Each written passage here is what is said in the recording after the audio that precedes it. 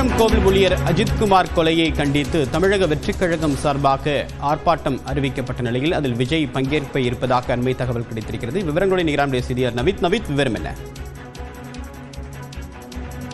மடப்புரம் கோவில் காவலாளி அஜித்குமார் போலீஸ் விசாரணையில் அடித்து தாக்கப்பட்டு கொலை செய்த சம்பவத்திற்கு எதிர்ப்பு தெரிவித்து அஜித்குமார் உயிரிழப்புக்கு கண்டனம் தெரிவிக்கும் வகையில் தமிழக வெற்றிக் கழகம் சார்பில் போராட்டம் நடத்தப்படும் என தெரிவிக்கப்பட்டிருந்தது. இந்த போராட்டத்திற்கு தமிழக வெற்றிக் கழகத்தினர் காவல்துறையினரிடம் அனுமதி கேட்டபோது 2 முறை மறுக்கப்பட்டது. இதை அடுத்து சென்னையில் போராட்டம் நடத்துவதற்கு காவல்துறையினரை அனுமதி அளிக்க கோரி சென்னை உயர்நீதிமன்றத்தில் தமிழக வெற்றிக் கழகம் தரப்பில் மனு அளிக்கப்பட்டது.